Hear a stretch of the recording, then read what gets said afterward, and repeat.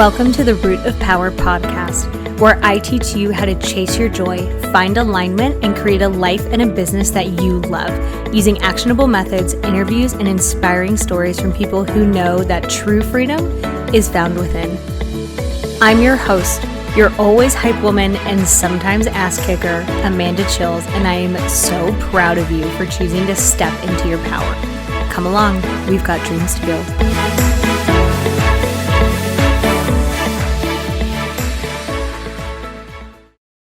Okay, my love, I have put everything that I offer for free on one page so that we are not doing more work than we have to, because why would we do that? Hashtag work smarter, not harder.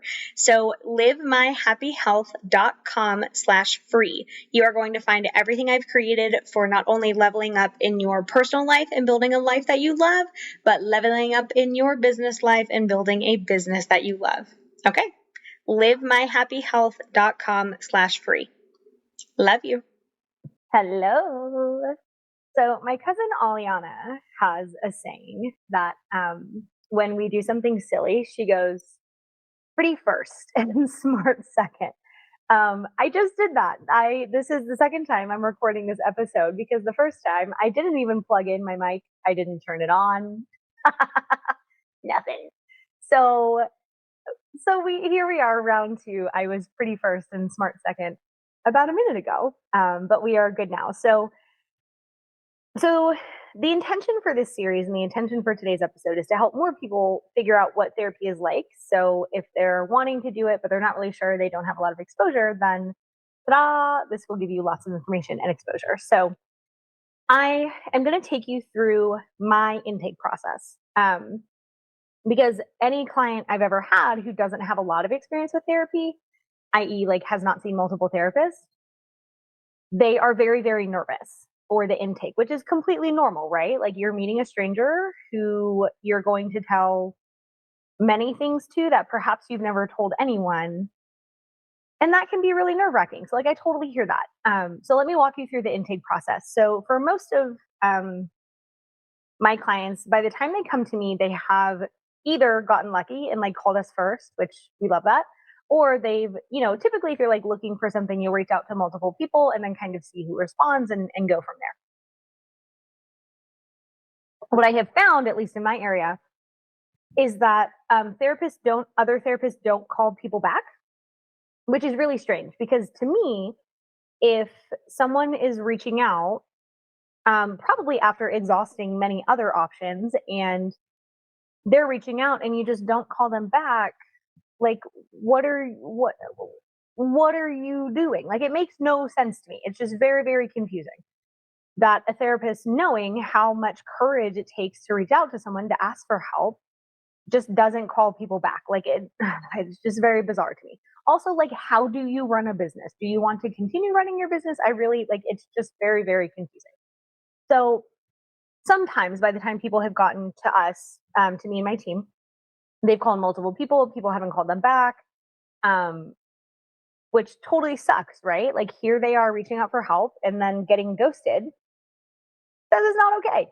So they, call us. I screen them. I say, that process looks like me saying, hey, like, give me a little bit of a rundown about what's going on. Like what made you reach out? What be happening? Okay. And so then they tell me what be happening. And I ask them, have you ever done therapy before? And even if they say yes, I say, okay, great. So we have some experience with like the structure of therapy, but we run it pretty differently. So I tell them, and I will tell you, like the way that we run therapy is not normal in the industry, but I will die on the hill that the way that we run it should be the standard. So our entire goal is to get people to fire us. That's the whole point of therapy. If you follow me on Instagram, you have perhaps seen me say, like, I just got fired by a client. And some people are like, oh no, that's so terrible. And I'm like, no, like that's the that's the point. Like I want people to fire me. I want people to get to the point where they're like, I don't need you anymore. Goodbye. Yes, correct. That's the whole point of therapy. So people do this with like coaches and consultants, right? Where like you bring a consultant in for a certain amount of time and then their work is done, you get what you need, and you fire them. For some reason, I don't really know why. Perhaps it's because therapists are kind of lumped in with medical professionals, but even all medical professionals you're not seeing forever, right? Maybe like a primary care, but not like a specialist you're not typically seeing forever unless you have a chronic health condition. So a lot of people are very confused by that, but they're kind of excited when I'm like, no, the point is that I want you to fire me. Like, that's the whole point. And they're like, oh, okay, I don't have to do this forever. And it's like, we don't technically have to do anything ever. But no, you do not have to do therapy forever for sure. So I explained to them that like we are very, very education based because it's a little hard to fire someone if you don't learn anything along the way. And I also tell them that we are not here to just listen. Any horse in a field can do that for you. And they're probably much better company than we are. Okay. Like, and they're probably free. So if you just want someone to listen to you, go find a horse in a field and talk to them. They're much cheaper.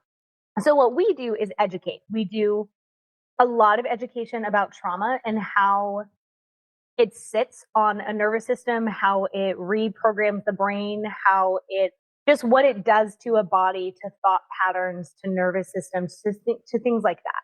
So we do a lot of education around nervous system trauma, anxiety, thought patterns, emotions, emotional embodiment, communication, boundaries, things like that, right? We are very, very skills based because again, the point is that you fire us. That's when you know you're done cooking, okay? And so I tell them that, and I tell them like sessions last an hour. For us, everyone starts either once a week or once every 2 weeks. In the grand scheme of things, it doesn't matter so much unless there's some like suicidality present. So for us, if someone is having suicidal thoughts, we start them weekly, and then sessions progress out from there. So if you start weekly, you'll go to biweekly, every 3 weeks, once a month. People sit at once a month for a while, and then they fire us. That is the progression that we run. And because it makes the most sense, right? As you get better, you're not needing weekly sessions. And the way that we run it is anyone who's helpful, who it would be helpful to bring like a partner, a parent, a child. I've done sessions between friends before. Like, if there's an issue, let's work it out. Like, work it out, work it out. Like, we can do that. So I say, like, the sessions are open to whoever it would be helpful for you to bring. Obviously, it's like helpful to have a game plan for that. But like, if they roll up to them and I'm like, okay, cool, like, I'll do what I can. What do you want? Then that's a thing, right? And one of the things that really inspired me to do this episode is I had an intake yesterday, and they were like, "Oh my god, I'm so nervous! I've never done it." They had done therapy through the VA; they're a veteran, and they were like, "It was so like I think I went to 2, and it was totally awful, and whatever." And I was like, oh, "Okay, cool. Like, let me walk you through the process." So that's what I tell people on the screening, right? And then they get to the intake, and I run the practice out of my farm. So we're like sitting outside. I have my laptop because the intake is on the computer. And we're typically under I have a really big pecan tree behind my house, and it is like my favorite tree on the property. And it's such a vibe. It's so pretty.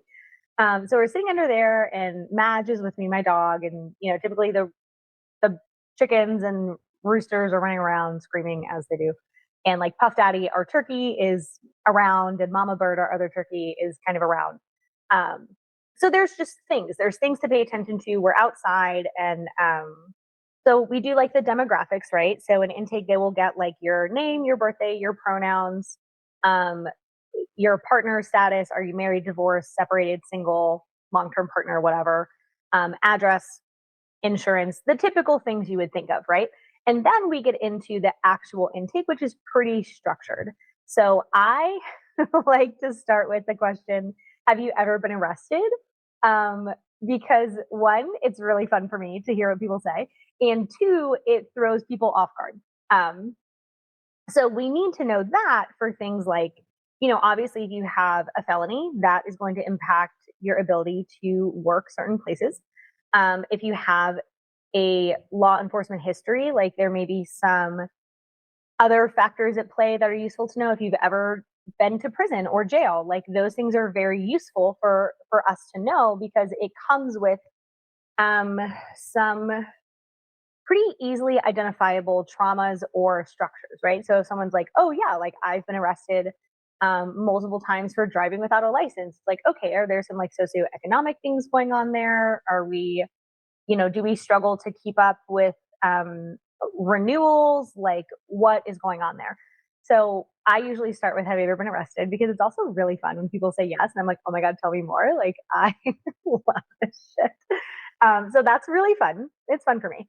Um, and then we'll go into, for me, the way that I ask the questions is I like to get the quicker questions out of the way first. So, like, do you take any medications? You, are there like any medical conditions I need to be aware of? So, like, there is a high crossover. There's a high correlation of people who like have mental health struggles who have chronic health conditions. So, do people have an autoimmune disorder?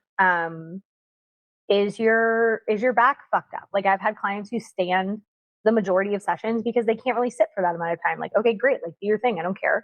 Um, any like health conditions? Are you gonna faint on me? Like, please don't do that. But like, let me know if that's a thing. It's like I had a client who had POTS, who like if she stood up too fast would feel very lightheaded. So like that was something to keep in mind.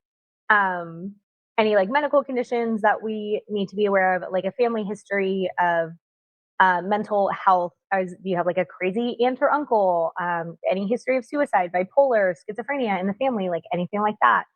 Anxiety, depression, trauma, all the things, right? So there's that question. There's like, do you have any psychiatric history? Have you ever done therapy before? Have you ever been hospitalized? Who's in your household? So, like, some clients live with family, some clients live with a partner and children, some clients live with roommates. That's always useful to know so we can kind of understand like the household dynamics. Um, who's in your life? Like, who is your partner? What's your relationship history if you're not currently partnered, which is a treasure trove of information. Okay, like that's where we're really like, I'm like, okay, let me get my hands in the spaghetti so that we can untangle it. Now, we're not really doing that on an intake, right? So there's not enough time to really dig into the weeds of something with an intake. And also, it's not very beneficial because on an intake, like you and I will have just met, right? Like you're meeting me for the first time.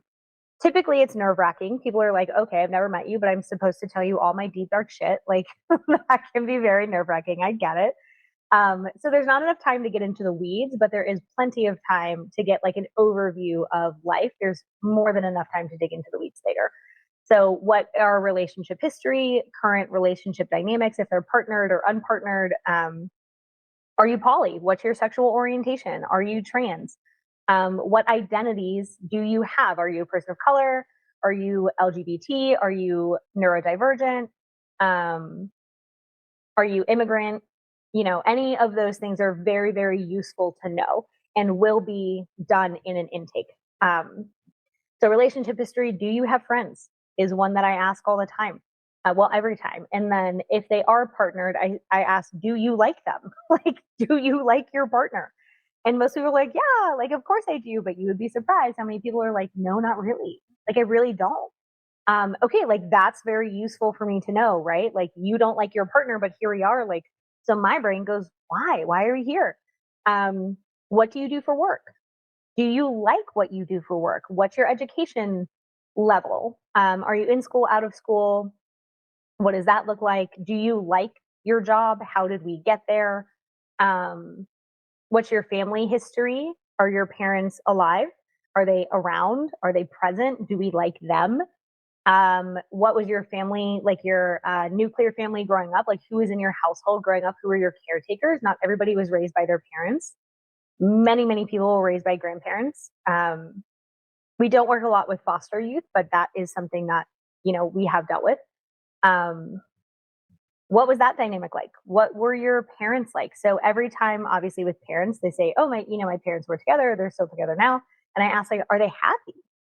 Are your parents happily together?" You maybe would be surprised the amount of people that say no. No, they're not happy. They don't like each other. There was abuse present, or there was not abuse present, but there was a ton of screaming present. Um, how did your parents discipline you? Was it, timeouts, or was it you're getting hit with a belt multiple times? Like, those are things that are very, very useful to know. What else do we cover? Any like trauma history, any like sexual assault history, things like that. And then we kind of go through that, and that takes maybe like 25 minutes. And I'm just typing as you're talking. I'm like, da, da, da, da, da, whatever you say, I'm writing it down. And then I say, like, okay, what are we doing here? Like, you've maybe had these issues for a long time. Like, Why are we doing therapy now? And then not the interesting stuff, but then it comes out, oh, okay, this sparked it, this sparked it, this led to this is why I'm here. And so we get that history, right? So you're going to be giving people an overview history. And at this point, some things your therapist, well, I can only speak for us. What I do is I'm validating their experiences, like, wow, yeah, that sounds like it was a lot, or yeah, okay, like I totally hear that. I get why you're here. That was totally fucked. Um, Providing education where I can. So like a lot of times I will say like, oh yeah, that's a really common trauma response, or oh okay, yeah, like I can totally see why you're experiencing anxiety over that, or why you're experiencing overthinking. Yeah, that must have been really hard, right? So like there's relationship building in there where like I'm letting them know, hey, I get that. I hear you. I see that. Here's, a mindset shift around that. Here's a language shift around that. Something I can do easily, quickly to get them a little bit of relief, to get you a little bit of relief. And then I explain that what I call like the intake spiel. So I will give it to you. So I explain that obviously you don't have to share everything during the intake. There is again plenty of time to get into the weeds. Share as much or as little as you like. I totally get that, like it's the first time we've met, so you don't trust me yet. That makes perfect sense. You're just meeting me. The more I'm useful, the more you will trust me, which is, that's how that happens. That's totally fine and very normal. If I'm not a good fit, then like let me know. I don't give a shit, right? Like I want you to be with the person who is going to help you the most. And the most important thing is that you feel like you can jam with the person that you're seeing. Because if a disconnection is there, that's not going to work, right? Like the connection is the most important thing. So I tell them like the way that my brain works with therapy is like like imagine a rainbow above your head. You're the client, imagine a rainbow above your head, and every color is a theme. So it doesn't matter what you come with, it will hit one of those themes. Everybody's themes are different, but there's like 10 or 12 themes. So like boundaries, self-care, trauma, anxiety, depression, um, relationships, communication, things like that. I think that's only 7, but there's a few more. I just can't think of them off the top of my head. So it doesn't matter what you come and talk about, it will hit one of those themes. This is why sometimes we run across clients who are like, oh, well, you've never, like, I don't have children, for example. I will not be having children. They are just not for me. So sometimes I'll have people say, well, I can't see you because you've never had children, so you won't understand any of this. And it's like, okay, that first of all, that's pretty narrow minded and short sighted, and it makes no sense, right? Like dealing with children is communication, boundaries, self-care, prioritizing relationship, raising good humans. Like those are themes where it's like whether your kid is throwing a tantrum about starburst or they're overstimulated, like it doesn't really matter because the theme is the same. Emotional regulation, emotional embodiment, the themes are the same. It doesn't matter what you come with, it will hit one of those themes. So if you imagine like a little meerkat in my brain, the meerkat that like perks up out of the hole and it's like whoop, like that's what my brain is doing. There's a meerkat in my brain the entire time that I'm talking. Well, the entire time that they're talking, that we're meeting. And when one of the themes lights up, let's say they say, oh, like my coworker just keeps talking shit about me and there's nothing I can do about it. So I just walk away. And my meerkat is like, oh fuck no, bitch. Like there are many things we can do about that. So that would be like a boundaries and communication theme. So my little meerkat perks up and it's like, whoop, whoop, whoop. That's the theme. Let's dig into that. And then we do. So it doesn't matter what you come with, it will hit one of those themes. And your therapist doesn't have to have had the same life experience in order to be helpful. I ran into this when I was first starting because I was young. I was like 26, I think. Yeah, I would have been 26. And people would be like, well, you're too young. You can't help me. And it's like, okay, that's dumb. But like, okay.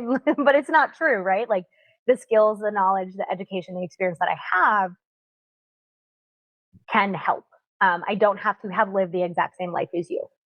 So, for example, I've never experienced like a rape or a sexual assault, but I have worked with met dozens of clients who have experienced sexual assault. And I'm very effective at working with people who have experienced that, even though I've never experienced it. So I don't have to have had the same experience as you in order to be helpful, because remember, there's a rainbow above your head. Every color is a theme. And the little meerkat in my brain has one job, and that job is to perk up when a theme is hit and then to dig into it. So the way that my brain works is also there's like kind of 4 of me in a session, right? So there's me here with you right now, immediately. There's me floating above us, kind of like cross-legged Yoda style, figuring out like everything we've ever talked about, all the important things, all the things that are noteworthy that we've ever talked about, so I can start recognizing patterns. Oh, this is also here, and this is because of this, and things like that. And there's me in the past going like, okay, where were we? And then there's me in the future with the intention of getting you to where I'm getting you: happy, thriving, healed, regulated, all the things. So there's kind of 4 of me in a session at, the entire time. I have a notebook. I don't write it down. It doesn't exist. So I always have a notebook with me. Some therapists do this, some therapists don't. This is just what I and my team do. And so I explained to them the therapy process. Like, the first 30% is very excavating heavy. It's very energy intensive because you are, opening a closet full of angry birds that you've shoved down probably for a really long time. Not that that was the wrong thing to do, just that that's what happens. And those birds are not happy. So it's very energy intensive to wrangle a lot of birds and to dig through things that you have buried, but all of those things have energy attached to them. So it takes a lot of work. If you've ever dug a hole with a shovel, okay, it's fucking tiring. If you've ever plowed a field with an auger, an auger is like the whole thing. Anyway, when you're like gardening and you till soil, right? You if you have a tiller, you know exactly what I'm talking about. It's very labor intensive, the first 30%. The first 30% is where like sometimes nightmares will show up, where things feel worse before they get better, but it's because people are opening doors energetically that they have had closed for a really long time. So people will come and say like, the first session I felt so good. And I'm like, yeah, great. We love that. And then they're like, okay, fuck, but now it's really hard. And it's like, yeah, great. We love that. That's actually what we want. So the first 30% is excavating work and a lot of education. If you've ever watched a child learn to walk, it takes them like forever to be able to take the first few steps, right? Like forever. They're pulling themselves up on furniture. Their big old head be bouncing around and their balance totally sucks. And they're tripping and falling a lot. Like, this is the first 30% of the process. I get very thirsty talking so much. So a lot of excavating work, a lot of education, a lot of rewiring, because trauma creates thought patterns that are very helpful when there is danger present or there's chaos, not very helpful when the environment gets better. But those thought processes tend to get stuck. So we are doing a lot of rewiring, a lot of nervous system rewiring, a lot of language shifting. It's just the first 30% feels like drinking from a fire hose a little bit. And then like the next 30% is where we're taking, the things that we've learned and starting to generalize them. So now the baby can walk a little bit. It's a lot better on flat, even surfaces, but it can walk on it can walk outside and like up and down little hills. So it's starting to generalize that skill. This specific way to communicate works with coworkers. It also works with partners. This regulating tool works at work. It also works at home. So like generalizing skills is like the next 30%, we're starting to get good at it. It no longer feels like drinking from a fire hose. We're more drinking from a garden hose, which is very exciting.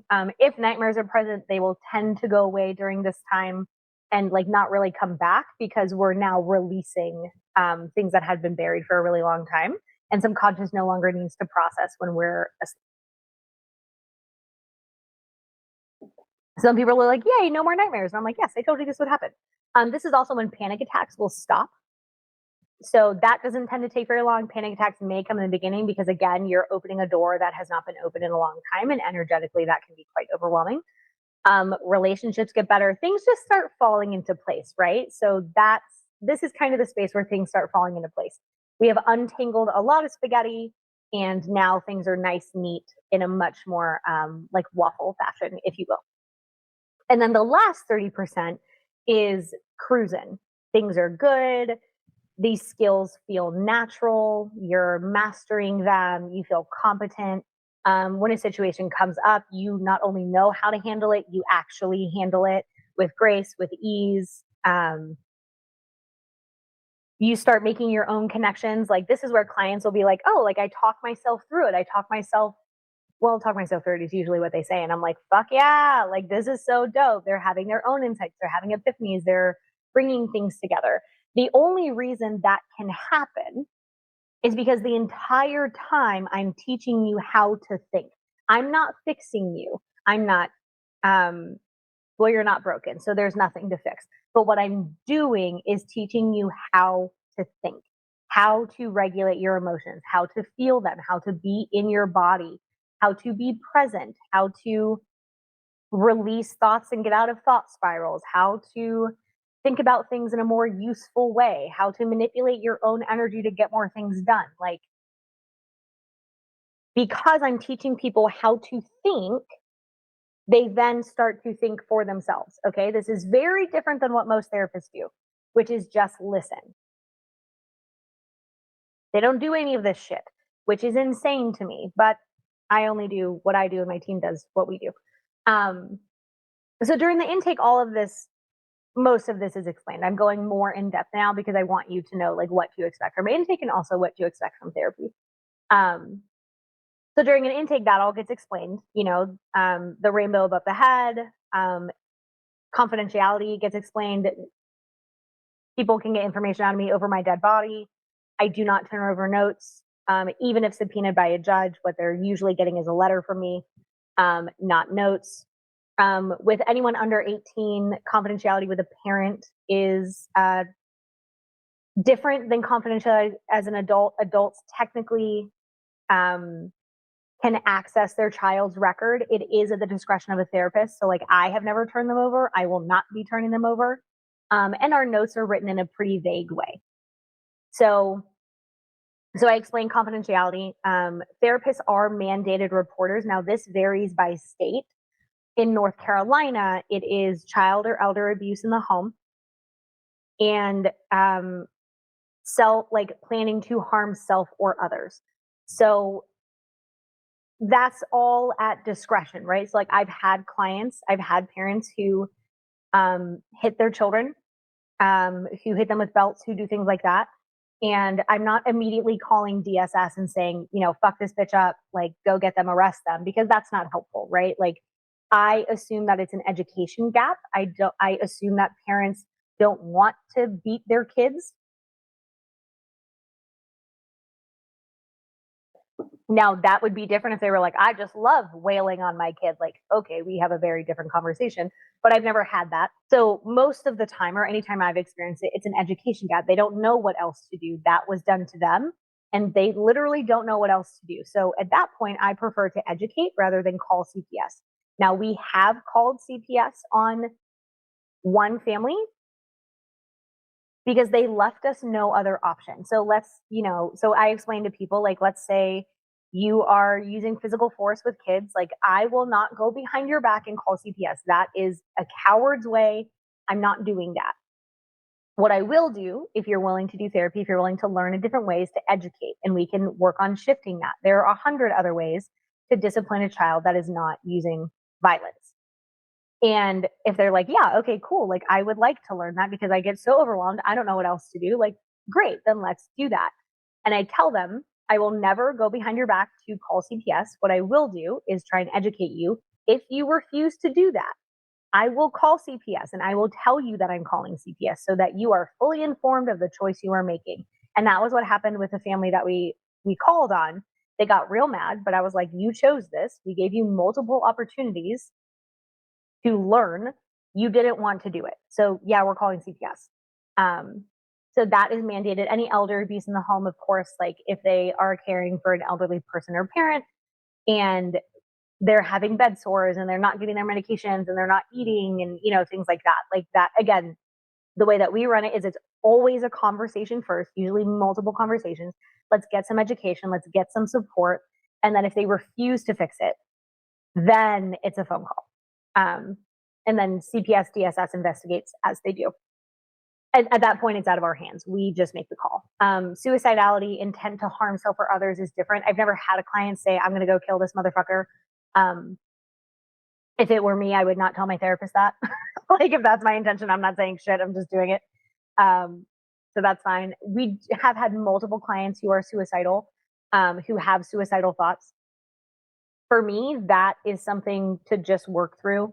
I have very rarely seen a hospitalization be helpful, other than to get a break, other than to get kind of a reset for a couple of days, but you risk being in there for 7 to 10 days, especially if you're under an involuntary commitment, which is typically what will happen. Or you risk, being in the ER for 7 hours to only be sent home. Like it just rarely is helpful, which is not to say don't do it. Obviously, speak with a provider, make your own decisions. But for me, I just prefer to have clients call and we can figure out a plan from there. That happened last night. I had a client call and they were feeling suicidal. It took 10 minutes, got them calmed down. Say la vie, they are good. So I explained to them that those are the things that we have to report within, we have some discretion there. So I tell them I have never hospitalized someone for suicidality. I don't plan to do that, but if it is extreme enough, I will do it. But it would have to be quite extreme. I also tell them the way that, so again, this is a little bit different than how many practices run it. Many practices, you have no access to your therapist outside of sessions. I think that is so stupid. So we don't run it that way because I'm the boss and I get to do what I want. So I think that is so dumb. If you hire a business coach, you have access to them. If you hire a consultant, you have access to them. People can message their doctors. Why would you not be able to message your therapist? That just makes no sense to me. So we don't run it that way. I tell my clients, you have 24/7 access to me. If you have a question, if something really resonates with you, if you want to say, hey, this thing just happened, I want to talk about it next session, text it to me. I came across this really funny meme. Great, send them to me. Send me all the TikToks. I have never had a client abuse that. Sometimes I'll have clients send like paragraphs of stuff, which like in that case, I'm just not reading it. You'll work itself out or you'll call if it's that bad. But there is 24/7 access to me, to the therapist on the team, because that is the right thing to do. If you are struggling, I am not going to have you call 911 because as much as I adore law enforcement, many of them are not trained in mental health. And if you look at statistics, many people who are killed by law enforcement are like they have mental health issues. So it's just not the safest option, because I don't know who is responding to that call and I can't control who's responding to that call. It may be someone who's totally wonderful and has a lot of patience and has a lot of empathy and has a lot of training, which would be ideal. And it may be someone who is not that way. So I'm not willing to risk my clients' lives, which is not to say that all law enforcement is terrible with mental health. That is not what I'm saying. There are many who are phenomenal, but I can't control who shows up to the scene. And very often what they're going to do is just give them a ride to the hospital for them to sit there for 6 hours and then go home. Like, it just makes no sense to me. So my clients have 24/7 access to me. I tell them to call, obviously, if something is wrong so that I can get back to them quickly. But I have clients text me throughout the day and it's totally fine. It takes, 2 minutes to respond to. And even if I'm on vacation, right? So like I was in Italy in April of this year with my sister, and I was sitting in Florence, living the dream, eating pizza. And I was like, yes, please get me an Italian sugar daddy so I can have an apartment here, or whatever sugar daddy wants to buy me an apartment in Florence. I don't care. And, one of the clients called and I was like, hey, sup, what's going on? Like, it took 10 minutes out of my day. It's something that I believe is very useful. So that is how I run it. So I tell people at the intake, like, you have 24/7 access to me. If you need me, call me, text me, beat me. If you want to reach me, we're doing it. That's pretty much the gist. And then we schedule them the next session, either 1 week or 2 weeks later. I get their insurance, of course, and put that in my little system and try and figure out their copay. And then they go on their merry way and I see them in 1 week or 2 weeks. So that is how I run an intake. And that is how the team runs an intake, with some other information thrown in there. So like that was a whole episode. So I hope that you find this valuable. And I hope that if you are thinking about therapy I do have another episode called How to Find a Good Therapist. Please listen to that if you're thinking about therapy, because there are many who are wonderful and there are many who are garbage. And I would like to save you the trouble of seeing someone who is terrible. That episode also has some really interesting horror stories. So if you're nosy like me, like definitely you want to listen to that episode. Yeah, so that's the intake process. Also everyone gets intake paperwork, of course, because cover your own assets. We email ours. Some people do it, sign it electronically in the session. Some people do it paper in the session. Some people, once you schedule, are sent intake paperwork, and then you don't see them unless intake paperwork is signed. So it just depends on how the different practice runs it. That's pretty much the gist. So this will be a series that whatever it's useful to talk about with therapy will be this part of this series. And I hope that this was useful for you. And if you're thinking about it, like obviously I'm a little biased, but I've seen what can happen with people who put in the work to grow and to heal. And if you are struggling right now and you're listening to this episode, I would assume that you're considering therapy, or maybe you just listen to random podcast episodes. I don't know. Anyway, great.